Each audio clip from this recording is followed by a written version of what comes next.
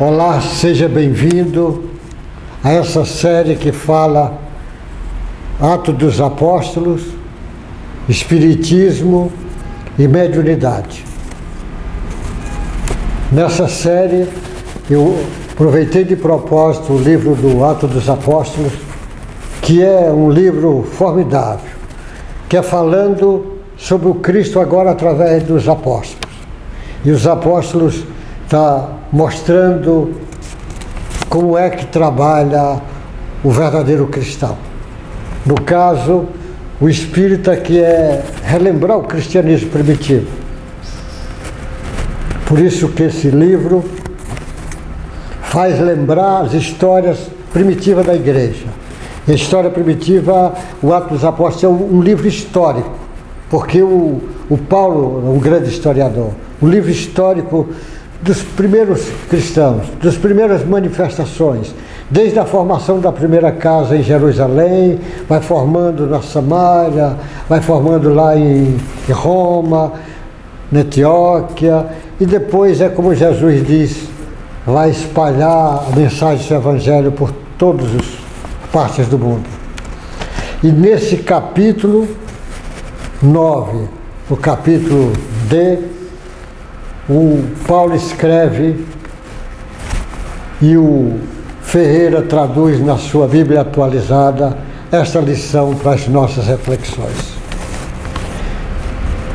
Saulo em Jerusalém e em Tarso. Quando chegou a Jerusalém, Saulo procurou juntar-se aos discípulos de Jesus. Porém, todos tinham medo dele, não acreditando que ele fosse discípulo. Mas Barnabé, tomando-o consigo, levou aos apóstolos. Contou-lhe como Saulo tinha visto o Senhor no caminho e o que o Senhor tinha falado com ele. Também contou como em Damasco Saulo tinha pregado ousadamente em nome de Jesus. E Saulo ficou com eles em Jerusalém, entrando e saindo, pregando ousadamente o nome do Senhor, falava e discutia com os helenistas, mas eles procuravam matá-lo. Quanto a isto, chegou ao conhecimento dos irmãos, levaram Paulo até Cesárea e dali enviaram para Tarso. Você veja como é. O Paulo tinha estado em Damasco. No Atos dos Apóstolos fala no início só uma vez, mas o Paulo teve duas vezes. Teve a primeira vez que ele fala e ele sai dali e vai encontrar o Gamaliel, e depois ele vai ficar 3 anos no deserto, refletindo, trabalhando fazendo cabanas, que ele sabia fazer isto, porque normalmente os judeus ensinavam para os filhos uma profissão, um ofício, e ele tinha esse ofício, que era muito importante, porque com esse ofício é que ele ia se mantendo. Inclusive ele se mantinha fazendo isto, trabalhando nessas feituras artesanal dessas tendas. Mas ele, depois de 3 anos de reflexão, ele volta para Damasco e começa a ensinar, e ele é obrigado a fugir de Damasco. E foge numa cesta de vime pelas muralhas de Damasco. E depois vai para Jerusalém. Em Jerusalém, os trabalhadores do Cristo tinham medo de Paulo, porque o Paulo perseguiu muitos cristãos no início.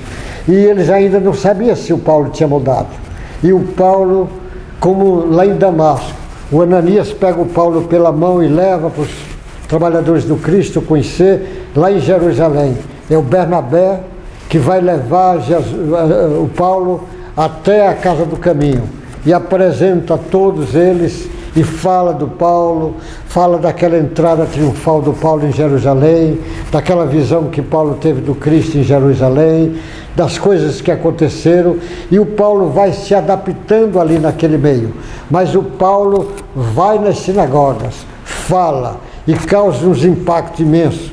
E ele vai conversando com os helenistas, vai conversando inclusive com os gentis, vai conversando com os judeus, com os fariseus, e eles vão cada vez pegando uma raiva do Paulo, ao ponto de estar tramando a morte do Paulo. E o Paulo, a pedido dos próprios irmãos lá em Jerusalém, leva ele até a cidade de Cesárea. Cesárea é uma cidade que foi preparada depois do Império Romano, tinha outro nome, mas em homenagem ao César, criaram a cidade de Cesárea. E houve um grande investimento lá em Cesárea. Lá era onde estava a fortaleza militar de Roma, lá em Israel. Era lá que tinha mais de 6.000 soldados só num quartel só. E ele tinha, lá em Cesárea, eles tinham feito quadras de esporte, tinha feito arenas, tinha feito teatro. Era uma cidade já imensa pela importância e o título que deram para César. Era como se fosse uma vitrine do Império Romano lá em Israel. E lá em Cesárea também aconselharam ele para voltar para Tarso. Tarso, a sua cidade de origem. Em Tarso que o Paulo vai experimentar grande coisa. Inclusive a família do Paulo não aceitar Paulo.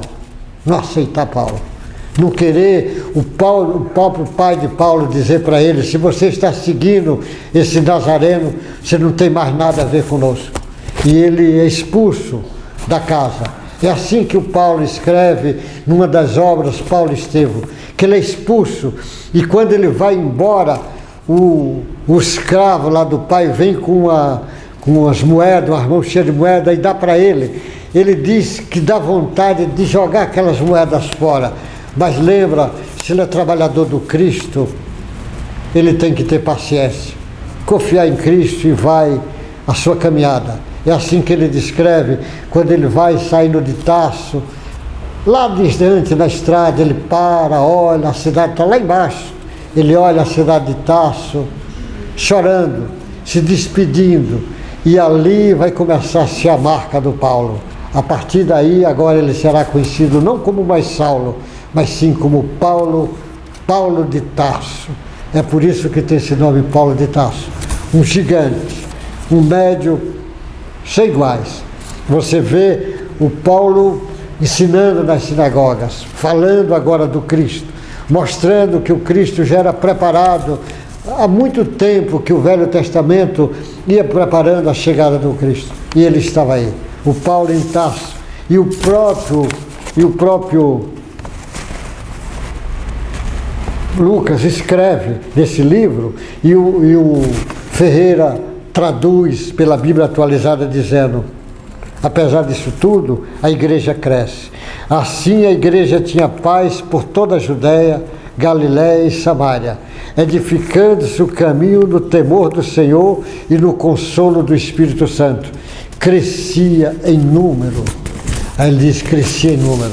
Quando você está ligado verticalmente ao Cristo, horizontalmente é fácil o seu crescimento. Mas quando você quer crescer só horizontalmente, desprendido dessa força horizontal que é o Cristo, com certeza seu crescimento terá um limite. Chegará uma hora que ele vai cair. Então, por isso que o caminho é como diz Jesus: busca o reino de Deus,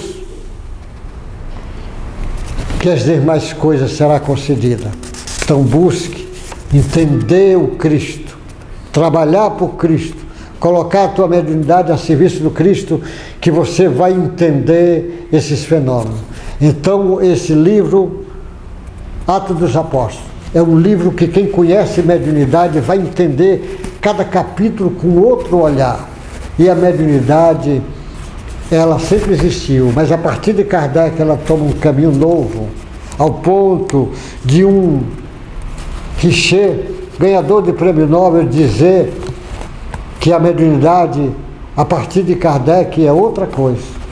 Richer, o criador da metapsíquica, o Gustavo Guillet, o presidente da Metapsíquica Internacional, dizendo a mesma coisa.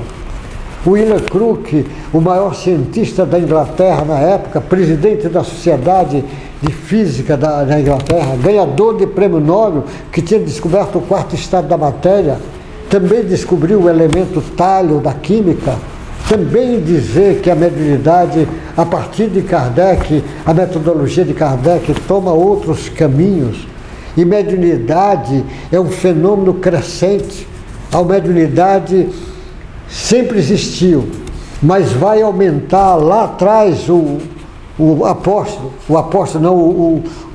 profeta que é médium, Joel, dizendo que no futuro os jovens terão premonições, seus filhos e suas filhas terão visões, os velhos sonhos, e as servas e a serva profetizarão. Ele está dizendo que a mediunidade é um fenômeno crescente, vai atingir todos, e agora a mediunidade vai crescer, é um fenômeno orgânico, vai crescer, de tal forma que vai ser obrigado a estudar a mediunidade. A igreja, as religiões, que é um fenômeno mediúnico, todas as religiões, eles vão ter que estudar a mediunidade para entender até os fenômenos mediúnicos da sua entendimento. Os cientistas vão estudar a mediunidade, a medicina, a psiquiatria, a psicologia, a antropologia, as ciências sociais, a educação vai estudar a mediunidade. Porque se não estudar, não vai compreender, e se não compreende, não coloca a ética moral ensinada pelo Cristo, corre o risco de fazer como um bocado de médios. O presídio está cheio de médios que não entendeu e não colocou a mediunidade a serviço do Cristo. Os manicômios estão cheios de médios. Por isso que você vê aumentando o número de drogados, de suicidas, aumentando o número de depressivos, de bipolar. A mediunidade precisa ser estudada, e chegou a hora de ser estudada. E aí você vai ligar esse trabalho mediúnico com o trabalho do Cristo e entender lá os profetas lá do passado. Por isso que Jesus disse, depois eu mandarei o Consolador prometido para lembrar tudo que eu ensinei. E aí você vai entender por que é que o Espiritismo chegou, por que é que o Espiritismo é o Consolador prometido. Está relembrando tudo que Jesus ensinou para nós. Meu irmão, vamos continuar nessa sequência, nessa série.